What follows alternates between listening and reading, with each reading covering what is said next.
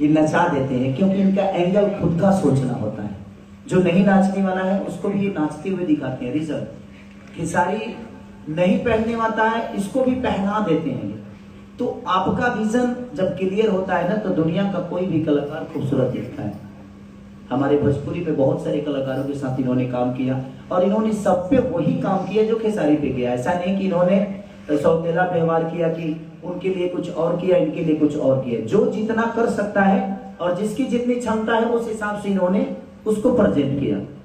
तो ये एक कंपनी की सबसे बड़ी खासियत होती है कि जो हर पूरे परिवार को एक समझता है, वो परिवार कभी टूटता नहीं।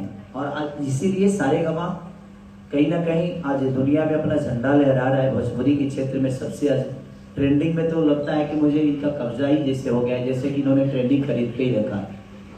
एक होता है ये तो प्यार है आपके दर्शकों का कि मतलब अभी 5 गाने ट्रेंड कर रहे हैं, 4 तो आपके टॉप म्यूजिक में तो 10 है मेरे। नहीं मतलब सारेगामा के 4 हैं।